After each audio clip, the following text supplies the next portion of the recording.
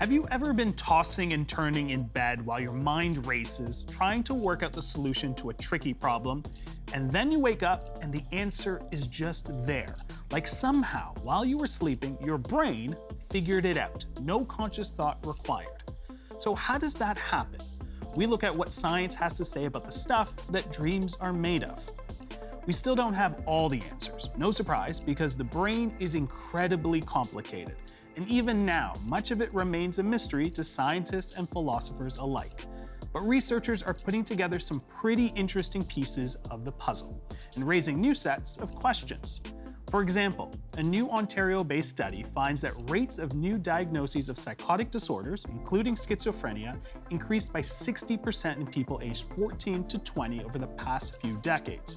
We break down what the data shows and what it may mean. Welcome to The Rundown.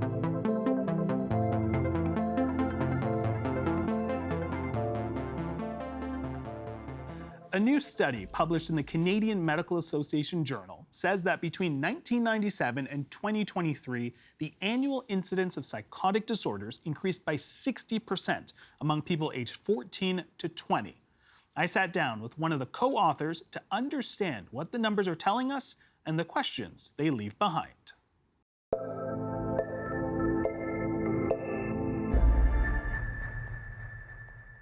Dr. Paul Kurdyak is a psychiatrist and scientist at the Centre for Addiction and Mental Health in Toronto and a senior scientist and lead of the Mental Health and Addictions Research Program at ICES. And he joins us in studio. How are you, sir?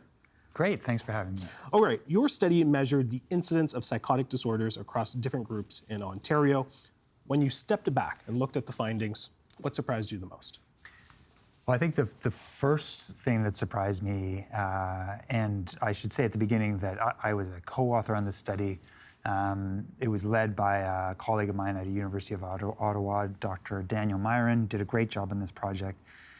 When we looked at the findings, there are a couple things that struck out. One is that the incidence, which means the rate of newly diagnosed individuals, is increasing over time. Mm-hmm. It is happening in younger individuals over time. And then the third piece is the way that the diagnoses are breaking out. So there are different types of diagnoses that are part of what we call psychotic disorders. And that's a bit of a nuanced aspect of the study, but that was a third piece that was kind of interesting to us. All right, well, let's pick up on that. When you say psychotic disorders, what do we mean? We have schizophrenia in one realm, an umbrella term, perhaps, and then we have schizophrenia, and then we have psychosis. Help us understand sort of the terms there. Yeah, so there's schizophrenia and schizoaffective disorders, and for people to be diagnosed with those conditions, they need to meet certain criteria, and that the incident rate for those diagnoses have increased a little bit, but not that much. The one that's increased more so is called psychosis not otherwise specified, and this is a diagnosis that clinicians like myself use when somebody is clearly presenting with prominent psychotic symptoms, like a deviation from reality. Talking hallucinations, delusions, exactly. And but there are other issues that prevent us from saying it is clearly schizophrenia and schizoaffective disorders. So we know that the person's psychotic, but there could be other factors that may ultimately be contributing to it, like it could be related to substance use, it could be related to medical conditions, et cetera, et cetera. So it's kind of like a hedge diagnosis. Okay. It is definitely a psychotic disorder, and most individuals with this diagnosis do over time evolve to developing a diagnosis of schizophrenia. It's just it suggests a level of uncertainty that is truly schizophrenia at the time of first diagnosis. Okay. I don't want to simplify it, but fair to say, like you mentioned, the specific set of symptoms, one of them is it's chronic with schizophrenia. Mm-hmm. That is long-term. That's about usually 6 months or more? Correct. Okay. All right. I want to look at a graph from this study. This graph shows the incidence rate ratios for schizophrenia spectrum disorder, which is in the dark blue color. Yep. Psychosis not otherwise specified in green, and psychotic disorders, which include both schizophrenia and psychosis, in black. Now, for each cohort studied, this is comparing to the 1975-1979 cohort. For psychotic disorders, the black line, there is a gradual increase in the rate of diagnosis starting with those born in the 1985-89 cohort. When researchers separated the data, it showed that the rate of schizophrenia goes up slightly, but then starts to go down, but the rate of psychosis increases kind of like a ski hill. What is this telling us? Yes, so if we return to the difference between psychosis not otherwise specified and something that is like truly a schizophrenia spectrum disorder, it is the marked increase in the sort of the slightly uncertain category, the psychosis not otherwise specified, which means that at the time of first diagnosis, there is less certainty that this is truly schizophrenia, which means that there's complexities in the diagnosis over time that is increasing the most. A lot of headlines in terms of what is causing it. This study was not looking at what was causing this, but help us understand what are some links that have been sort of made. Yeah, so I think the first important point is that this study was very well designed to characterize changes in rates over time. There's nothing about this particular study that helps us understand why we're observing what we're observing. So when I think about the links, it's really like extrapolating to evidence beyond this study. But I would say what we are observing generally amongst young people, and these are 16 to 35-year-old individuals typically, what we're observing amongst young people is they are far less stigmatized than previous generations and much more inclined to seek help. So that may partly explain why we're seeing more and younger. The other factor is that over time, there has been more robust implementation of early psychosis intervention programs provincially. Okay. So anytime you put more services into a province, there's a tendency to pull in more cases. And then the third piece that actually is the cause for concern is the fact that the rise in the less certain diagnosis, the not otherwise specified, is occurring dramatically at a time of cannabis legalization. And what comes with cannabis legalization is that young people are exposed with high potency cannabis, which evidence outside of this study suggests does pose a serious risk for the onset of psychosis. What does cannabis, high potency or not, these are young brains that we're talking about. We're talking, when they're still developing up until about the age of 25. But what does it do to the brain? Yeah, so it's not entirely clear, but it does seem to there's an aggregation of evidence that suggests that there's something about the THC chemical in cannabis that binds with certain receptors in the brain that causes a biological inclination to become psychotic. So the way I think about it, and there are people who are more better experts than me on this, is I think if you are vulnerable to developing a psychotic disorder, exposure to high potency cannabis may increase your likelihood to develop a psychotic disorder. Okay. Is there a difference between men and women? There's been a baseline difference in men and women in the onset of schizophrenia. So men develop psychosis at a younger age. They tend to be more disabled as a result of the condition. The ratio of men to women is a little higher in men. And of course, as it relates to the cannabis risk factor, and actually to the service utilization, young men are notoriously difficult to engage in healthcare, and they are much more likely to consume substances than women. We talked about legalization, of course, 2018. Looking at this data, and of course this is just the beginning here, was that the right call? Yeah, so it's an important question. The policy is inherently a compromise, And I think that the legalization issue in 2018 responded to a couple of important issues. One is that I mean, if you walk around Toronto, there's clearly a public interest in having ready access to marijuana recreationally. I mean, that is just what people want, and so policy follows what people want typically. I also think, and this is a really important piece, is that when cannabis was illegal, the consequences of it being illegal, incarceration for possession, did not happen equitably, and that we knew that more marginalized individuals were more likely to be incarcerated and have all the negative consequences of having a criminal record, et cetera, as a result of that. So that was a very good, legitimate reason to enact the policy. But now, as more evidence emerges, like this is what we want to be able to do, right? Monitor unintended consequences of policy. So now what do we do? And to me, like, tobacco is probably a better example than alcohol.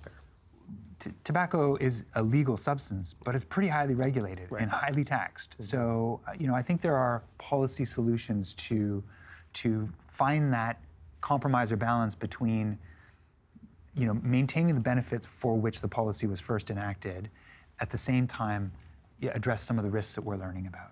All right. Receiving this kind of diagnosis can be frightening for many. Could you explain how this diagnosis is challenging for the individual or for those who are in their lives as well? This is, my clinical work is in the CAMH emergency department, and this is one of those ones where you really feel for the individual. So how it manifests, it is often a slowly evolving sort of deviation from reality, and also often a slowly evolving social withdrawal. So a young man in high school, like totally social, engaged in everything, starts to withdraw from stuff, then starts like avoiding school, reluctant to avoid school. Family starts noticing that he might be sort of talking to himself, laughing inappropriately at times. So that's kind of how it manifests. And it's incredibly important that individuals have access to care early, because we know that the longer an individual goes untreated, the worse the prognosis is. Like if we can get people into care early, we can really change the trajectory of a young person's life. I think I know the answer to this, but are there enough supports in place for those seeking treatment? So I would say that throughout our province, we know that we don't have enough services for individuals struggling with mental illness generally. In this case, we do have, in comparison to other areas of our mental health system, we do have a robust system of early psychosis intervention programs that currently exist. But evidence that has come out of my research team suggests that even though this provincial network exists, not everybody with the disorder can or does access them. And some of that has to do with inadequacy of resources. Some of it has to do with awareness. And so, for example, if you're diagnosed by a psychiatrist or diagnosed in a hospital setting, you're much more likely to be referred to one of these programs, than if you were managed in primary care. And that's probably just an awareness situation. That's a big problem, because what we know about the consequences, in addition to longer periods of no treatment, this is a deadly illness. People who are diagnosed in a hospital, these are 16 to 35-year-olds, 1 in 25 die within 5 years. If you're diagnosed in an outpatient setting, 1 in 40. Nobody should be dying between the ages of 16 and 35. And how do they die? The most common cause is suicide. Okay.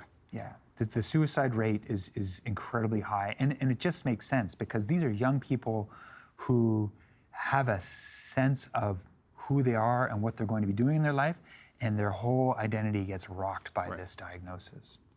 All right, Doctor, we're going to have to leave it there, but I really appreciate your insights. Thank you for this. And of course, with this There'll be more things to come out of this in terms of research and studies and policy, so we look forward to that, and thank you so much. Thanks very much for having me.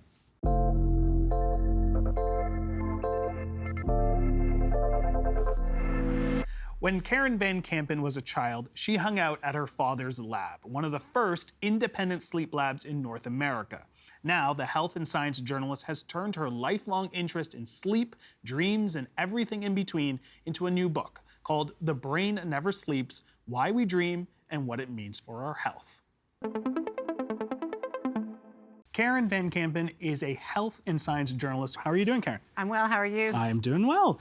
Let's talk. Dreams are quite complex. There's emotion, there's visual components too. Help us understand what parts of the brain are affiliated with dreaming. So different parts of the brain are active at different times in the sleep cycle. One part of the brain that's active during dreaming is the emotional center of your brain. So the parts of the brain that help process emotions, that are involved in our feelings, the prefrontal cortex during REM sleep, it's less active than when we're awake. And that's the part of the brain that really deals with making decisions, thinking rationally, and that's less active during REM.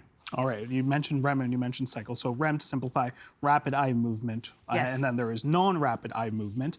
You mentioned which cycles we dream in. How do we know? Well, you know, there's eye movement, that's very clear in when we talk about, but how do we know that's where we dream? So we dream through non-REM and REM. So non-REM sleep is stages 1 through 3. Stages 1, 2, and 3 is non-REM sleep. And REM sleep is stage 4. So we actually dream all through the sleep cycle, all through the night.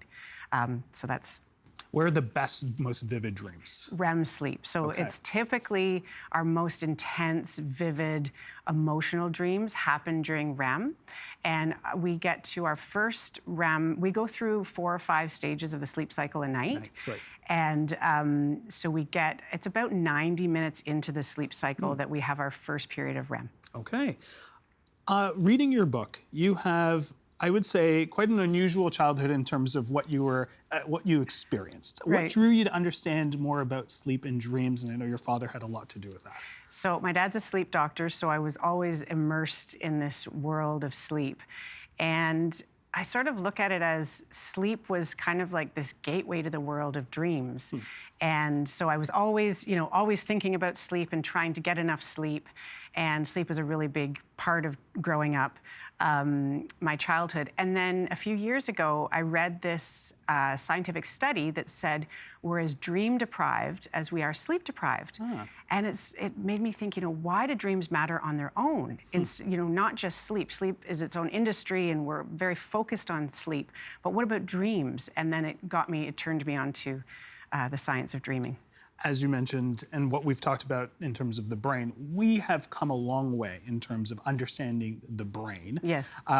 Do we better understand dreams? I know this is a question of why do we dream has been asked for decades. Yes. But do we have a better understanding of that? So there's many possibilities of why we dream. So one idea is that we dream to help dream sleep, and dreams help consolidate memories. Okay. So let's say we've learned something new during the day, or we've had a new experience. It's thought that during sleep and during dreams, it helps to strengthen these memories. So that's one thing, is memory consolidation. So a cabinet of dreams that you can put in and Yes, Okay. exactly. So, and then it's really neat. So one idea is it's called the next up model of dreaming. Okay. And I found this fascinating because I've always wondered, why do I suddenly dream of something from my childhood or years ago? Why do I choose to say dream of it tonight? What is it? And this idea is that in order to strengthen memories, say recent experiences, recent memories, you associate it with memories from your catalog of memories that are already stored in your brain. So it's finding possibilities through these connections, these unique and unique connections through these associations. Another theory is sort of viewing dreams as sort of a night therapy. Yes. Walk me through that. That sounds interesting. It's so interesting. So, so Matthew Walker, so it's dreams as overnight therapy. And the whole idea about dreams as overnight therapy, and other dream researchers have also studied this, is that it helps to process our emotions. So it helps come to terms with, say, difficult emotions. Rosalind Cartwright, she was known as the Queen of Dreams, and she did these studies on people who were going through divorce. And she found out if you have these unsettling dreams about your divorce, the subjects tended to cope better a year later. So that is also, so it helps to process the emotions, but keep the details of the memory.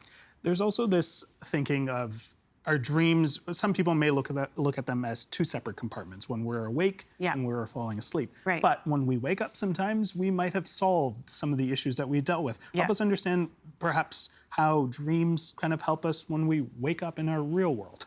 So it's thought that when we're falling asleep, we sort of tag certain ideas to revisit later in the night. So let's say you're trying to, you're noodling around, you're thinking about a problem you're trying to solve. You might be thinking about it as you're falling asleep. So during sleep onset, it's this really unique time. It's almost like a dreamy brainstorming session. I was going to say it's like a to-do list. Yes. It's another to-do list. All right. Exactly. So you can, like, if you can even guide your dream thoughts. That's about dream engineering. Okay. And so let's say you want to work on a problem, you want to solve a problem, or you want to think about a new creative idea. When you're falling asleep, you can think about this idea, think about this problem that you want to work on, and then oftentimes it will help guide your dreams. So those thoughts that you're thinking about. And dream engineering uses technology to help you guide and shape your dreams. So I did this dream experiment, and it was really fun. And so basically Adam Haar, he's a dream researcher, and he helped me set it up, this sort of ad hoc dream experiment at home. And so as I was just falling asleep, in sleep onset, the first few minutes of sleep, I did a recording before, and then the recording played, and it was my voice, and it said, "Remember to think of a tree." And then that would help guide my dreams. And what did you dream then? I dreamt about all these different trees. First, it was very concrete. Okay. And I was dreaming of, there was this willow tree in front of this cabin where our family used to have this cabin. And then it started to get, the farther I went into sleep onset, it started getting more creative and not as concrete and not as logical. Okay. And then I thought of this time that my husband and I got lost in these woods. And then the trees became waves. And so it got very abstract almost. Okay. Yeah. Speaking of abstract, let's talk about lucid dreams. Yes. I'm sure there are many listeners who have probably had a dream where they're running, and then all of a sudden they're like, hold on, I am dreaming. I know I'm dreaming, and probably stop. To explain to us about lucid dreams, what can you tell us about them? Why do we have control? So lucid dreaming is when it starts with to be aware that you're in a dream as the dream is happening. So it's to have that awareness. And then once you gain the awareness, it's to develop that skill to actually learn that your dream it's a creation of your imagination, so you actually can be in control. So then you start to control your dream characters, or maybe the plot. You could choose, what to do, what you've always wanted to do. Some people want to try and fly. I talked to a dream researcher, and he told me there's an artist, and he imagines an art gallery. Okay. And he opens the door and goes into this art gallery, and there's all these beautiful paintings, and they're a creation of his own imagination and mind. Okay. So then he wakes up and sketches out what he was dreaming. All right. I feel like there's a lot of power to harness here, that if we can really sort of figure it out. On the flip side, there's something that you talk about in your book called dream advertising. Yes. Help us understand what that is. So it was brought up a few years ago, and so basically we are vulnerable when we're sleeping, and so the question was brought up, let's say if we have a speaker in our bedroom, and it could, if we're susceptible to ideas and thoughts, could we be influenced? Say if a company wanted to, say push their product while we were sleeping. Well, Yeah, Okay. so that's kind of what it is. So, Okay. you know, is it probable? Is it possible? These are sort of, things where technically, if we're susceptible to suggestion at certain times of the sleep cycle, but is it really probable that this will change our, say, buying and consumer habits? What does that tell us about the power of dreams in our lives?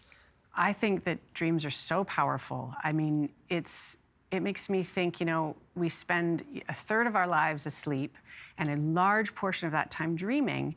And there's this mental life that we have there that we can tap into to try and, guide our dreams for creativity, to solve problems. And then in the morning, use our dreams to better understand, say, our preoccupations or our concerns, what's sort of weighing on our minds.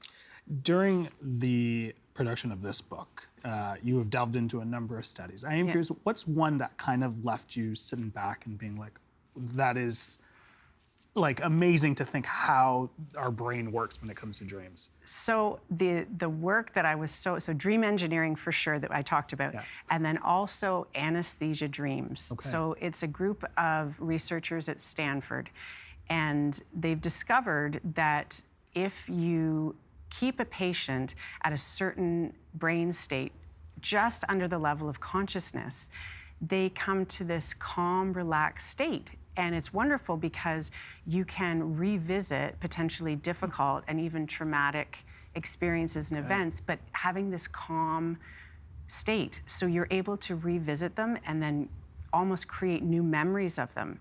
And so I spoke with people who had these experiences as well, and they said they were life-altering, transforming. So it's unbelievable, actually. The potential is... The potential, yeah. There's so much there. I can't imagine what your bedside table looks like, but I imagine there's probably a book and a pen there. Yes. I will admit, before this interview this weekend, I was trying to remember my dreams. Right. Because lots of people, when they share dreams, they want some interpretation of the symbols. Yes. How do we take full advantage of our dreams? So I always think we're the best interpreter of our own dreams. So it's how we want to tap into them, delve into them, look at them differently. We know let's say there's a certain theme or even a person keeps showing up. The way I look at it is it's like our dreams are saying, pay more attention to this idea or maybe this person. That's something that you can do. I did a dream salon. I did read about this, yes. Oh, okay. So it was so interesting. I've never shared a dream before. And so it was with a group of friends and dream researchers. And it was so interesting because I shared a dream and the perspectives that other people had on, so you share your dream and then different people say, if it was my dream, I would maybe think about this. Right. And it totally changed my perspective on my dreams. And then, you can look at it from other people's perspectives and see what works for you. Very fascinating stuff. This is a really exciting read. Lots of potential as we talked about. Karen, thank you so much for this. Really appreciate it. Thank you. It was great chatting.